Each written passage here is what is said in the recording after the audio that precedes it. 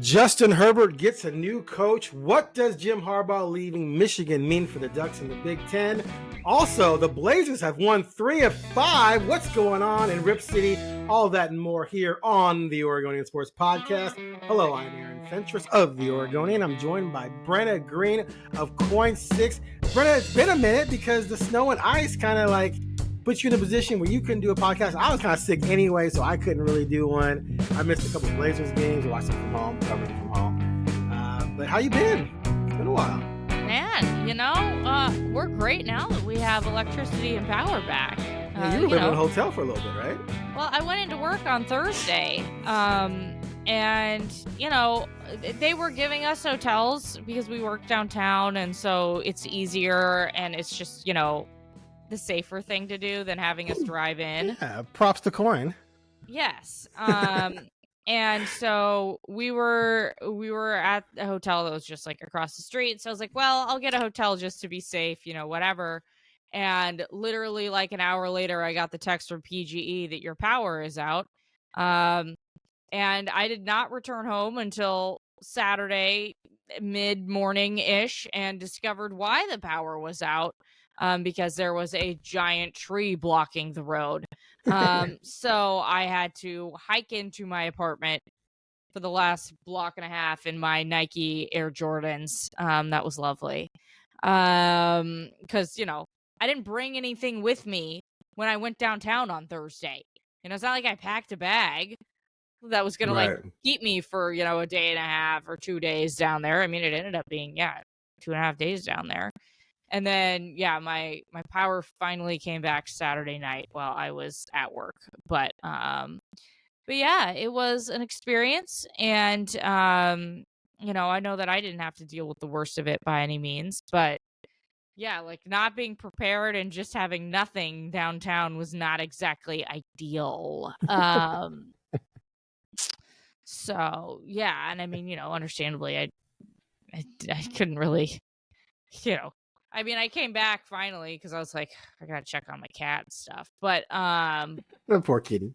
That's like literally why I came back on Saturday. Else I might not have come back on Saturday either. I don't know. I probably would have, but whatever. But yeah, like it was a lot. So we kind of put it off because you weren't feeling well, and then. Yeah, I didn't my microphone was at my apartment, that sort of thing. So I was like, you know what? Once I woke up Friday and I still didn't have power and I still didn't have an estimated restoration time, I was like, there's a higher being that is telling us that this podcast is just not supposed to be this week. We will come back next week. And here we are. And the biggest news in the last 24 hours is Jim Harbaugh. Well, pretty much everyone figured this is going to happen for like almost a week now. It feels like, right?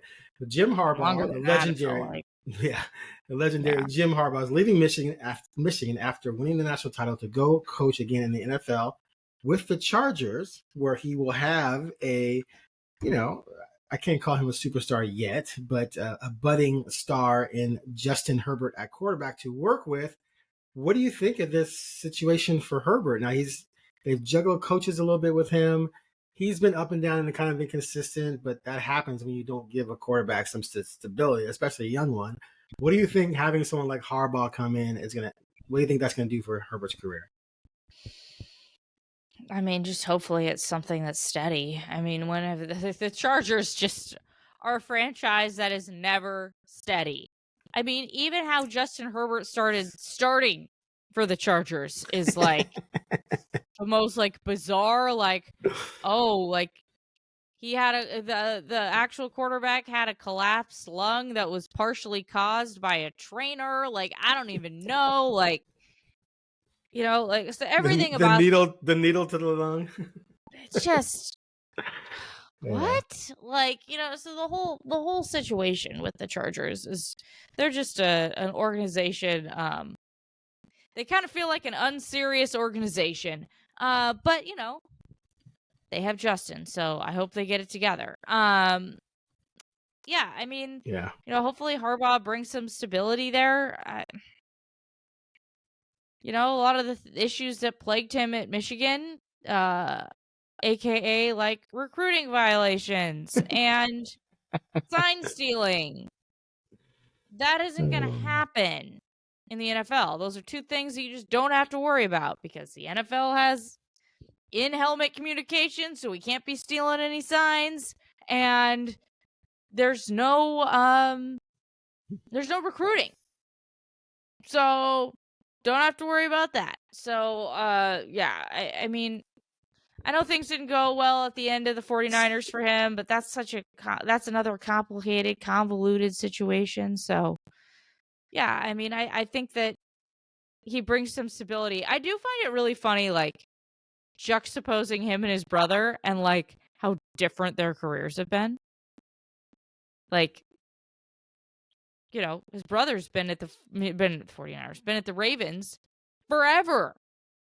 Yeah. And yet Jim is definitely more well-known and has done other things. So I don't know. It's a really fascinating family, but that's just kind of an aside. What do you think about Herbert or about Herbie and Harvey? That's what we're gonna call them. Herbie and Harvey teaming up. Well, the first thing obviously is the stability. You know, you gotta give Herbert someone that he knows is gonna be there. You know, and even if they go 8-8 next year, it's not going to be like, is Harbaugh on the hot seat? No, he's going to be there.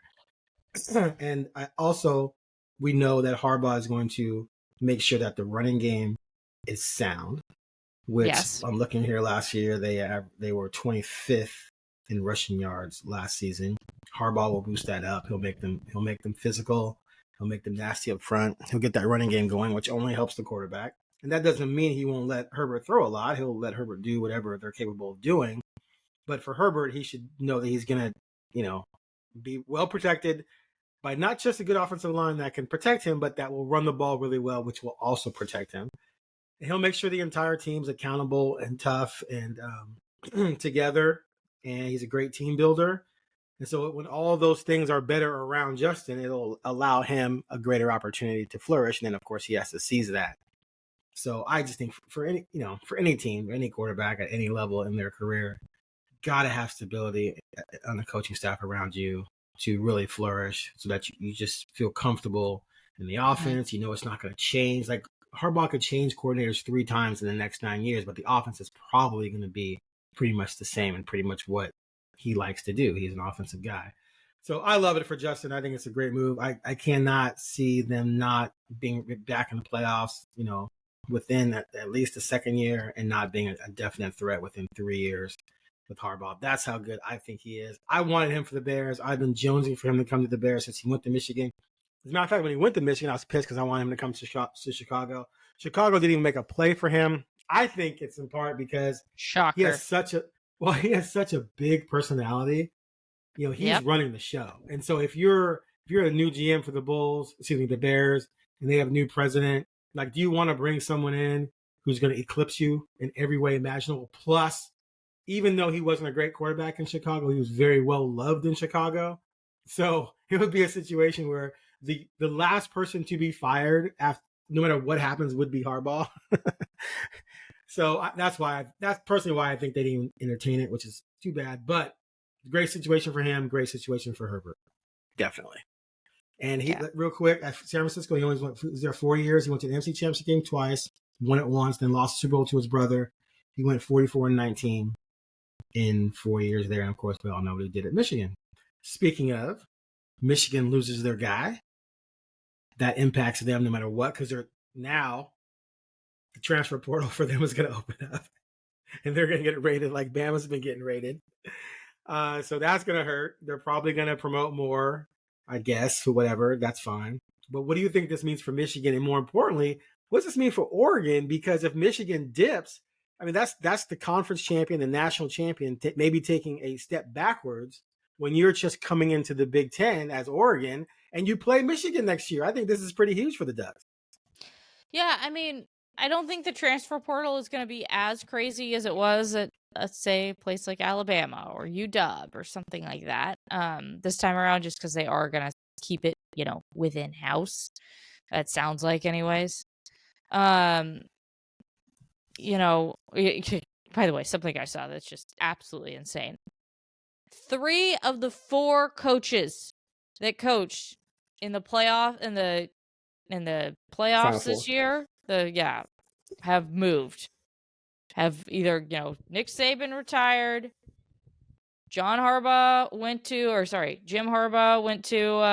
the Chargers, and then DeBoer went to Alabama. That is crazy. By the way, who had Sark as the one who was going to be the most steady out of this round? I mean, crazy. So yeah, just that's just an absolutely mind-blowing path of events to me, that 3 out of the 4 coaches that coached in the college football playoff this year are now in different spots. So, that's interesting in itself. But yeah, I mean, I think because they're going to keep it in-house, I don't see it being a huge dip, at least year 1. It will be interesting to see how that maintains through like year 3, year 4. Because that's where things can really, change and get a little bit dicey. Because I would imagine the majority of the coaching staff from Michigan is going to come back if Moore is the head coach. Maybe not all. Maybe, obviously Harbaugh will probably take some to the NFL with him. And I know that also, this next year generally, I don't think that they're supposed to be as good. I think that they're graduating a lot of their big people and or going to the draft. So, I think the expectations for them next year weren't as high anyways, but it will be interesting to see if they are able to maintain what they have right now throughout the next, down the road. That's what I'm more interested now, because I think next year, if you put those 2 teams, I think Oregon's playing at Michigan next year, I believe. I think that's, yeah. I think Michigan probably gets a slight edge just because they're home, but that's kind of like a toss-up game in my eyes right now. And it would have been that way even with Harbaugh. Now it becomes more so that way, I would say, but it's not as. But I still think that it would have been a close game next year, no matter what. No matter who was. Well, both teams are changing quarterbacks. So you kind of got to see how that works out. Yeah. And by the time, I think they play late in the season, don't they? Yes. So we'll have a better idea of where both teams are by then, obviously. But a lot of mystery for both. Let's see. That's trying to find the date on that, and I can't. So who cares? All right, real quick though, since we're on the Big Ten, UW. It's November 2nd when they play. UW lost their coach to Bama, like you mentioned, and then they swipe Arizona's coach, Jedd Fisch, which I thought brilliant move, kind of obvious. And had Dan Lanning been Bama's choice, which he wasn't, and gone to Alabama, you're like, oh, I slipped that in there. Oh, I think Fisch probably would have been Oregon's coach, to be honest with you. I think that would have been a great fit right there. But anyway, just how do you feel UW rebounded from losing DeBoer? All their fans seem to be pretty excited. Yeah, that was God, that was funny watching a Husky Twitter meltdown for like, a few days. You loved that, didn't you? Oh yeah. Because they were talking madness, which they had the right to do because they beat Oregon twice. They won the conference. They were in the playoffs. They won a playoff game. Then when Saban retires, they were like everyone else thinking that Lanning was going to be like the guy. And then it turned out that no, not necessarily. Their guy was the guy. So they were cracking on Oregon. So you're going to lose your coach again. And then they ended up losing their coach to UW. It was fascinating theater, but now they're giddy about their new guy and they're already talking him up to be better than DeBoer. It's hilarious how that works out, right? Then the new boyfriend girlfriend is always better than the old one, even though you were broken hearted when you had the breakup. But then the new person's always better because somehow the one you were broken up about is just dog trash now because this is how it works. It works that way in coaching as well. But I'm happy for UW that they landed. They stuck the landing. They got a good coach, and he'll be around for a couple of years till a better job comes along. Yeah. It's an obvious, like you said, it was the obvious hire. Arizona is a dumpster fire, y'all. I mean, they just fired their AD. Like, what? God, was that Monday? Yeah, it was Monday. Yep. They're a mess. I mean, can you imagine, by the way, being Brett Brennan? I mean, like, I just got hired by this AD, and then, like, 5 seconds later, he's fired? Yeah. Like, oh my God. That doesn't sound like a fun situation. Yeah, I mean, I think it would have been better if Fish was able to bring Fafita with him, but it'll be interesting to see how this Will Rogers thing works out because he is officially going there. He's gonna stick around. Right. Good for you, Dub. Yep. Not gonna go somewhere else. So yeah, I mean, it was the obvious hire. I'm sure Fish knew what was coming around the corner with his fine friend in charge of the athletic department, and boy, what a life raft he got. So shout out to him, I guess. But yeah, I mean, it was kind of predictable all the way around. Like, yeah, that makes sense. I know I'm very interested. There was a lot of smoke around Leopold at Kansas, and all, like, the same day that Fish got hired. Like, there was a lot of, like, people being like, oh, it might be him. And then it just, like, flipped like that. It was kind of crazy. But, like, yeah, I mean, it all makes sense to me. I don't know. I don't really have, like, a strong opinion on it because it was the kind of the natural line of progression, and it especially makes sense now considering the financial situation that the Arizona athletic department's in. So absolutely, it's right. Rough. It's a rough go, my friends. That Big 12 money ain't saving y'all. No, it's not. Yeah. All right. So, even during the snow and ice, and even when I was sick, I still, did my job monitoring, covering the Blazers.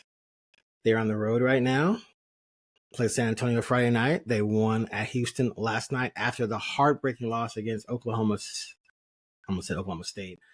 City on Tuesday night. They came back to back next night and won at Houston. Jeremy Grant with the bank 3 to tie it in regulation. And overtime, the Blazers pretty much owned it.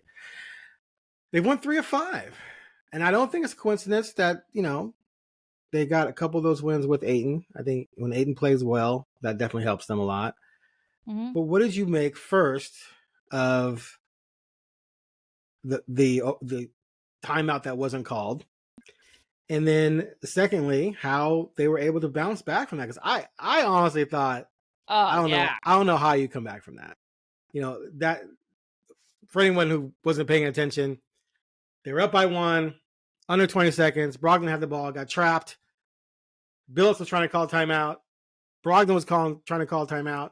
The referee, they claimed, didn't see or notice or hear them because it was so loud at OKC. Didn't get the timeout. Brogdon ended up double dribbling. Billups goes ballistic, gets 2 technicals.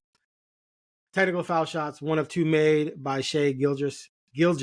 I can never not say Gilgeous. He's going to be in the Hall of Fame, and I'm going to be Gilgeous. Anyway, the Alexander dude made 1 of 2 to tie it, and then they had the ball. Williams hits a jumper that ends up winning it. Clearly, it's weird because, yes, the team's not doing well. They were 12-31. Did this loss matter? They filed a protest. Or they really want to win? Probably not, because at the end of the day, you want as many losses as possible because you're trying to get a top 5 pick. But it's the principle of it as well. But that's, when you play hard like that against one of the best teams in the West and you have a chance to win it and that goes down, you're going to have a chance to be demoralized by that. And so I thought coming back the next day against a tough Houston team on the road, there's no way they're going to be able to pull this out. And they did. And it took a little bit of a miracle at the end, but still they played hard, they played tough, and they won the game. So how impressed were you with their ability to shrug off that timeout gate situation and pull off the win. She yawns It's at it. early when I've already had things happen. It's been a morning already. It's one of those days where you're like, hello, I am taking all comers and let's just have everything at me at once. Apologies for the yawn, folks. If you didn't hear it over your podcast speakers, if you're just listening to us, I'm going to acknowledge it. The Blazers are not yawn worthy. It's just me being tired. So yeah.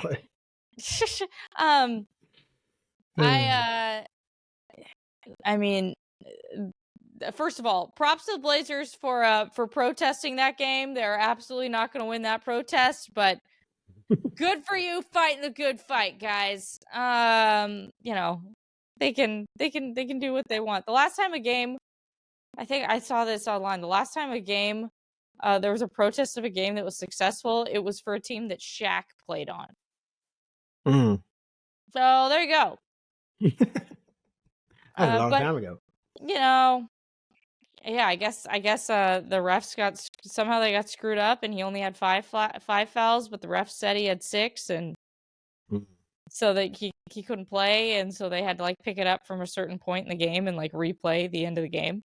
Which, God, wow. Can you imagine if something like that happened today? Oh my gosh, appointment television. So yeah, but I mean, very impressive that they were able to pick themselves up against a Houston team that is not the Houston that, you know, the NBA has seen over the past few years. They're better this year. You know, they're a potential play-in caliber team.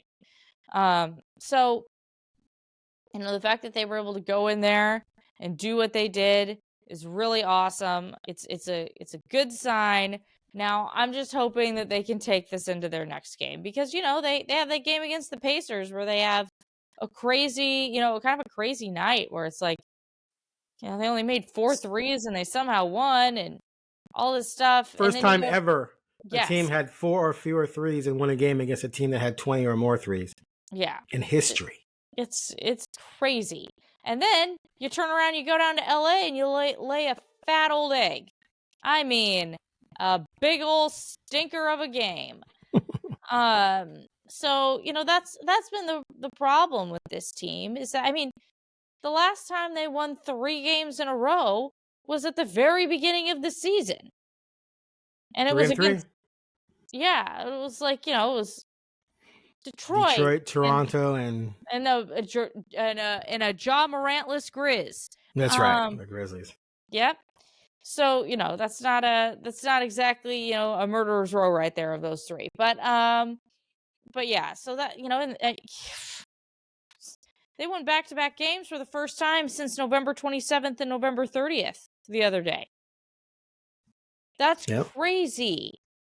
They're not good, Brenna. No, they're not good. No, they're not good. We're not gonna, you know, not gonna sugarcoat this. It is what it is. You know, I mean, they're doing their best, you know. But so I just want to see them be able to take this because they've already taken a bad situation and turned it into a good one, which was really impressive. I just want to see that sustain. That's all I want. Fair. That's all I want. So, and I'm not asking for, you know, you to rip off 5 straight. I just want to see it. I just don't want to, because I feel like we've dealt with a lot of like, oh, that was promising because of X, Y, and Z, and then the next time they go out and it's like, well, all that promise is gone. Right. That's been a lot of this season. Is like, oh, here's a little glimmer of hope. Oh, never mind. So yeah. So Chauncey made some good moves since the trip, the dreaded 1-6 trip where the 6 losses came by 33 points on average. Oh God. He got the rookies out of the starting lineup. But as much as everyone likes Kamara and he has great potential, he should not be starting. Scoot, no way should be starting. He got them out. You take out Reith as well because Ayton comes back. You put Walker at power forward. Now you have a much better rebounding team because Grant doesn't rebound. Grant had a 7-game stretch where he had like 9 rebounds or something like that. It was ridiculous. He had back games with 1 rebound. He's your power forward. And you can't have that. So you put Walker in there. At least Walker is going to give you, some nights 10. He may only give you 6, but at least going to be banging around in there. You put him with Ayton. So now you're not just getting dominated in the rebounding department. And you have some resistance at the rim other than when you had Reef or Baji down there. And of course, Grant is not necessarily a rim protector at all either. You put Grant at the 3, which gives him more freedom to just be a scorer. And then you take Scoot out and you put in Brogdon, which is just a huge difference from going from a rookie who does not know what he's doing to a veteran guy who's been 6th man of the year, a starter in the league. Ant comes back. He finally gets rolling again. And now you look like a real NBA team. Yeah. That road trip, that was not a real NBA team. I'm mad at myself for not betting every single night, taking the opponent minus the 12 because it was just obvious right in front of you that was free money. But they made some switches, they made some changes, and now they actually look like a legitimate NBA team with 4 vets starting. And then when Sharp comes back, Sharp will probably start, and then Malcolm goes to the bench. But by that time, Malcolm may not even be on the team. So that's the other thing that's going to change, right? You're probably going to trade him by the 8th. But anyway, these moves helped. And Chauncey said, hey, we were getting off the bad starts. This was part of the reason. Well, yeah, because sometimes you got 3 rookies out there, a second-round pick, a 27-year-old rookie, and a 19-year-old. Yeah, you're going to get your ass kicked when you play Dallas, when you play the Knicks, when you play OKC in Minnesota. You're just going to get smoked because you're not putting an NBA team, a legitimate NBA team, on the court at that point. So they made some good moves. They look a lot better. We'll see how long it'll last. Like you said, right? They show some promise, and then something happens. Someone gets hurt. Right, someone starts playing poorly, and in this case, they're going to make a trade probably. Heaven forbid they trade Grant as well, because then they're really going to spiral. But at the same time, maybe not. But at the same time, they want to spiral at some point. Like if they let's say they turn this 3 out of 5 into winning 8 out of 14 after the All-Star game. Yeah, people are going to start coming up with stuff. Because the last thing this team wants to do is compete for anything because they want that lottery pick. I don't blame them. You got to draft another 19. You got to get another 19-year-old on the team. What? You can't have too many of those. Yeah, because this is a huge draft for those 19-year-olds. Widely regarded as a very, very bad draft. People always say that, and then people said that about the Chet Holmgren draft. It was supposed to be there's only 3 good players in this draft. Don't remember that? Remember that? Okay. But at least there was some players that people were regarding as quote unquote good players. I can't even think of really one. I mean, Ron Holland. I've read some negative things on him lately, but he looks like the part. But he's 19, so who knows? But anyway, I get your point. There's not even like that draft. At least you had Paulo, you had Chet, you had Jabari. Yes. Right. You knew that there were 3 guys that were gonna probably be good in this league. Right. You're saying there's not even 3 in this one. No, I don't think so. Maybe not. We'll see. But whatever. We'll see. You can't help timing. You just gotta work with what you got. Or maybe they can trade this pick. 2025, baby. For flag, good God. Now, Aiden was 18 and 17 against the Rockets, and prior to that, his first 3 games back. And granted, he'd missed 12 games. He's trying to get back into the flow, so I'm not dogging him at all. But 7.7 points on 39% shooting, 6 rebounds per game in those first 3 games back.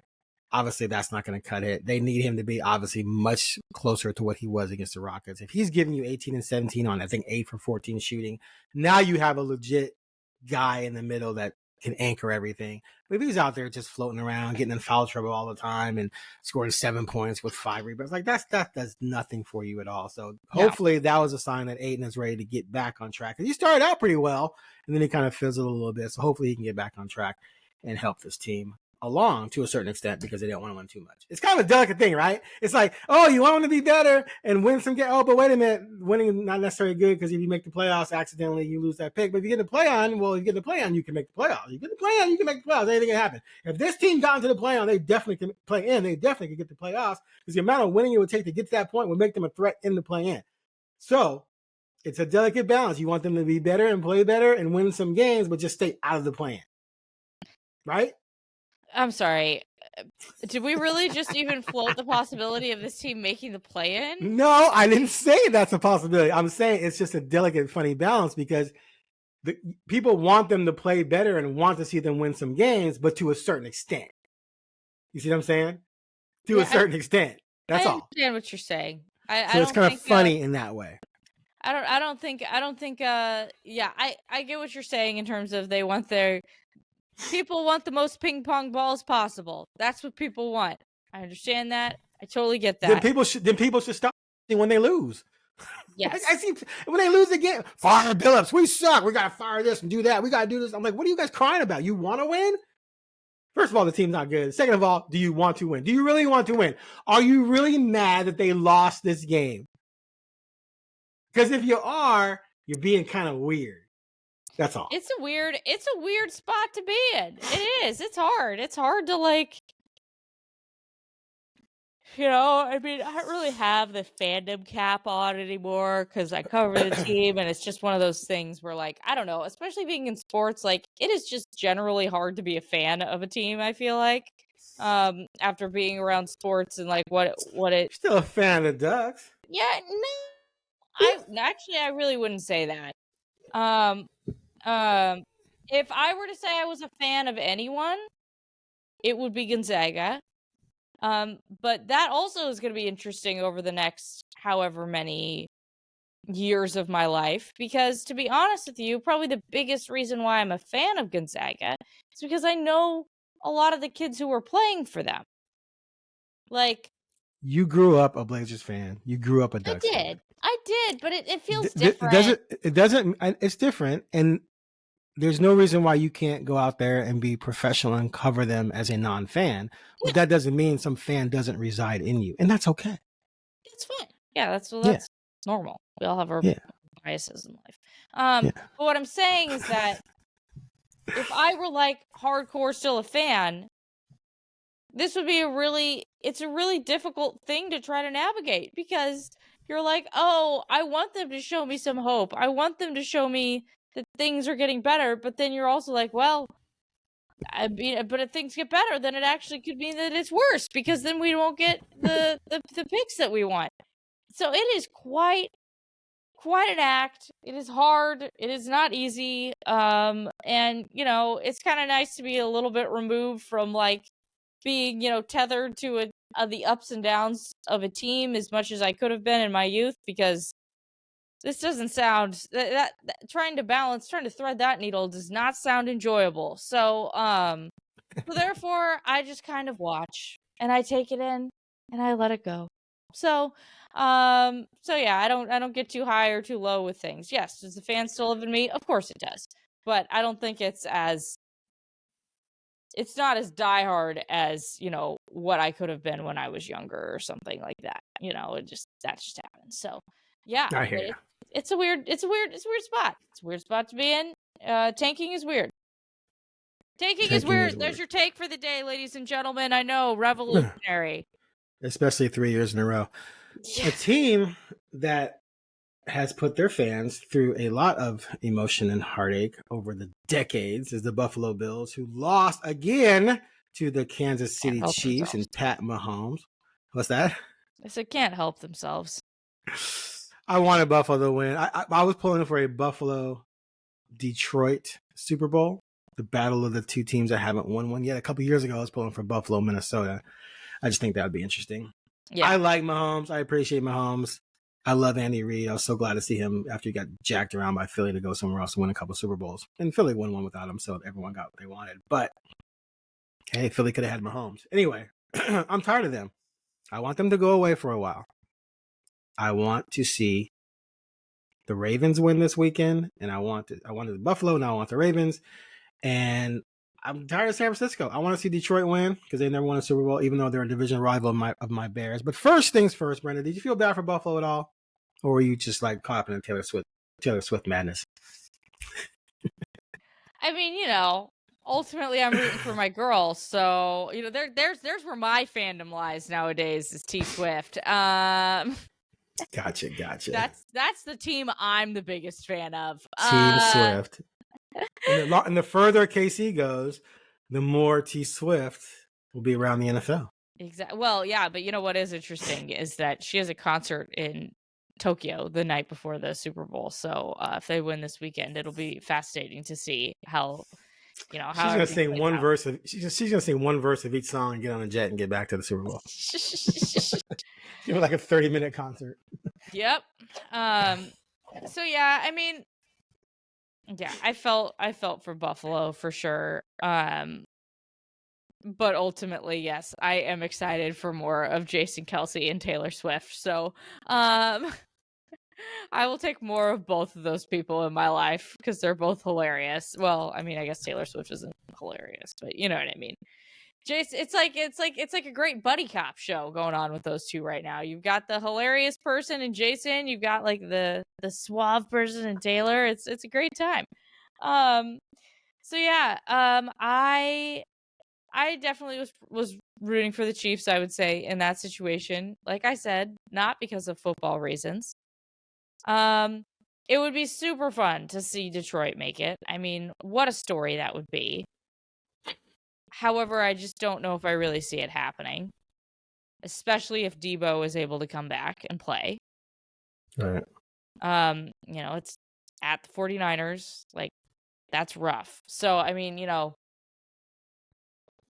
my heart says like Detroit, Kansas City, but my brain says my brain actually also does say Kansas City and the 49ers. And the reason why my brain says Kansas City is because they have proven themselves to be extremely reliable over the last however many years. So you just can't bet against the thing that has been steady. So, I'm gonna go. If I'm picking right now, I'm going KC 49ers. I think that makes the most logical sense. That is, me voting with my brain, not my heart. So, I know you said you want Detroit. My picks, my pick straight up would be Ravens 49ers. However, Detroit is better than Green Bay. Green Bay almost pulled it off at San Francisco. And the thing about Detroit is that they're really, really tough. They're a tough, hard-nosed team, which plays well on the road.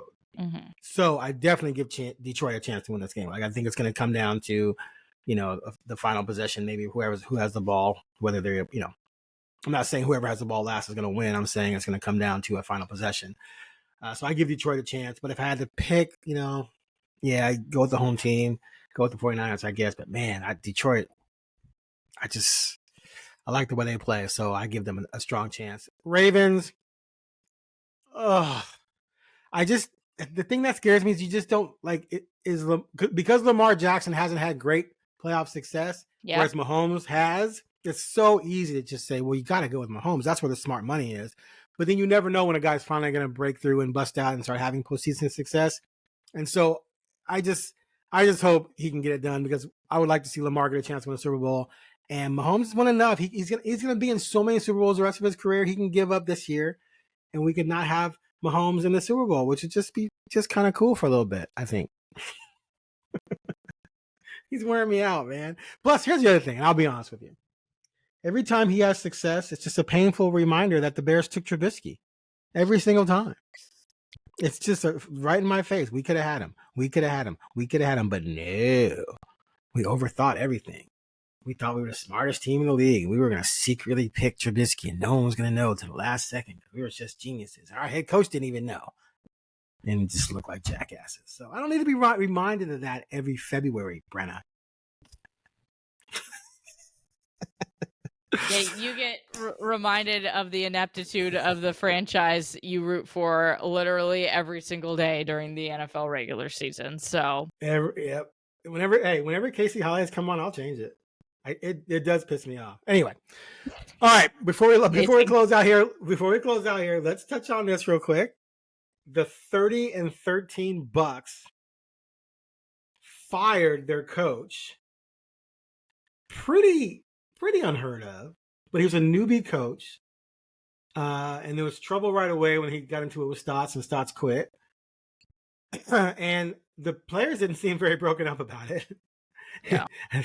There's no doubt there was some disconnect there. And for me, I just think it's one of these situations where when you have a veteran, when you have a team that's won a championship, that's had the best record in the league, and you take away their guy who they won it with, regardless of whether Giannis wanted to change or whatever, you're taking away a veteran proven winner. You bring in Damian, who wants to win, obviously, and then you give a guy the job who's never been a head coach. That didn't make any sense. And it's not like there was a sense that he was some, prodigy coming up who was destined to be this genius coach or something. He's just a guy who maybe it's time for him to have a chance. But is that chance supposed to be this situation? And so I'm not surprised at all it didn't work. And I think hiring Doc Rivers is the absolutely obvious move because he has coached big personalities before. He has a boatload of experience, and he has won a ring. I know people have pushed back on it because he hasn't won a ring in 15 years and because he hasn't been to the conference championship and blah, blah, blah, blah. That, fine. That doesn't make him a bad coach. It just means things haven't worked out. And we all know it's a players' league. Usually when your team doesn't advance further, it's not the coach's fault. It's usually your star players didn't make plays. So I can't put all of that on him, just like I don't give him all the credit for Boston winning the title when they had Garnett, Pierce, and Allen. So now you have Dame and Giannis. Doc will put them in position to succeed, and those two got to go out and make the plays. So what do you think of the move in general, and what do you think of the hire? Well, I do find it really something that the Bucks brought in Doc to advise Griffin, and then Doc takes over. It's it's very Game of Thrones-esque. Right? Like, okay, like, I Game of Thrones-esque. Well, you can say, like, Griffin just being like, if I'm Griffin, I'm like, you guys are just gonna bring this guy, like at some point, that warning has to go off in your brain of, wait, this guy might actually take my job? Like, yes, he's advising me, but he might actually end up taking my job, which is exactly what happened. So, but here's the thing, though. Why do you need an advisor? If you need an advisor, you're not. Okay, but I'm saying if they felt like you needed an advisor, you weren't ready for this situation. You might be ready to coach an NBA team, but I'm not saying, I'm not arguing with you necessarily. I'm just saying he wasn't ready for this situation. They're trying to win a championship. Not desperately. Well, desperately so to a certain extent. You want to keep Giannis happy, make him feel like he can contend, and you want to make Dame feel like he's got a legit chance, given all he went through in Portland. So it's a bad hire. Like, at least Milwaukee's admitting they messed it up, right? They're saying we screwed this up. We overthought it or didn't think enough of it. This guy is not ready for this. Let's go and get someone who we know is ready for this type of pressure. And so they corrected their mistake. Good for them. Yeah, what a I mean, Terry Stotts knows all, apparently. So Terry Stotts should have stayed. This might have been his job. Why'd you gut it out, Terry? Jeez. I think Terry's saying miss me with the BS. So, and I understand that. He's seen it all. He's done. Which I totally get that. But yeah, no, I'm upset because I'm not upset, but I really enjoyed Doc Rivers' podcast with Bill Simmons. That's done now. Oh, was that good? Yeah, it was good. He'd come on every few weeks. I'd listen to it all. It was actually fascinating. I really enjoyed it. And I normally don't listen to the full NBA talk when people come on and talk about that sort of stuff, because I'm not super interested in every little minutia, whatever. But whenever Doc came on and talked, I listened to the full pod. It was great. And he'd always tell stories of back in the day, which was hilarious. That was awesome. So, so yeah, so personally for myself, I'm a little bummed, but yeah, I mean, the one thing that is a problem is that the main issue with this team was defense. I'm not really sure if Doc's specialty is defense. So that is something to just kind of keep an eye on. Doesn't really feel like a hire made in that regard, but I can understand you saying that, managing personalities, although I don't know. I think Dame and Giannis both seem like pretty manageable superstar personalities. Yeah. Mm-hmm. I'm not saying they're going to win the title. I'm just saying that they're going to be in position to win the title. And what team has the perfect coaching situation? Like, that's another thing that's funny about NBA fans and media crying about coaching all the time. It's like, who has the perfect situation? Who has a coach that you can say is infallible? Is it Miami? People, Spoelstra is the greatest coach ever. Spoelstra hasn't won a championship since LeBron. Is that all on him? Of course not. But let's not pretend like this guy is a one-man wrecking crew. He loses like anyone else. So to me, Doc Rivers is as good a coach as there is on a contending team in the NBA right now. You can't name me someone who's flat out. I mean, you want to say Spoelstra? Again, fine. I'll give you Spoelstra. Who else? What coach out there is flat out better than him that has a contending team? I don't know. I mean, the alleged best coach of the last 30 years is working on. I'm gonna keep saying this just because I think it's fascinating. He's working on his 5th straight losing season. That's Popovich. Yep. So, Pop is. Again, is it his fault? No, they're rebuilding continuously. He doesn't have the talent, but still, as I said, you gotta have the talent. Doc has the talent. The talent's going to be the determining factor, not necessarily Doc. So, got put the ball in the basket. Football in basket. Thank you. Football in basket important. I'm not saying coaching isn't important at all. I'm just saying that at the end of the day, I don't believe coaches are sabotaging teams that should win the championship. And whenever someone says the team A should have won it, that means you're saying the team that did win it shouldn't have won it. Or maybe their coach just did a great job. So which is it? Are you gonna is it blame this coach because he screwed it up, or did this other coach do a good job to help his team win it? Because if you think that this team should have won it had their coach done better, that means you're saying the other coach didn't deserve to win it. And that's where people contradict each other all the time. So you get to the point where no one deserves to win Jack. Everyone only won because someone else sucked. And I just don't buy into that. So anyway, I'm Team Doc on this. Go make it happen. Well, I mean, it has happened. I mean, I guess what I'm saying, it has happened. I mean, that he's their coach, so we'll see what happens from here on out. All right. Anything else? No, I'm just excited to figure out how and when I fully wake up today. That's my thing that I'm most excited about. So yeah, we'll see when that happens. I don't have high hopes right now. It might be one of those zombie days for me. You might need a nap. I don't have time for a nap. Yeah. You have a kitty, have a cat nap. Yeah, I would love to, but yeah. Too much stuff to do. Too much stuff to do. I gotta go straight to work from this, man. Y'all know the struggle. All right. Well, thanks for listening to the Oregonian Sports Podcast. I'm Aaron Fentress. She is Brenna Greene. And we'll be back hopefully soon because guess who's coming to town next week? Damian Lillard's return Wednesday. It's going to be big. We got to talk. Did we talk before or after? We should probably talk after, right? Yeah, I don't know. We should relive the event. Especially since we're both going to be there. We are. So we'll recap it the next day or something. All right. Yeah. All right. You have a good weekend. We'll talk soon. Sounds good. Bye. Bye.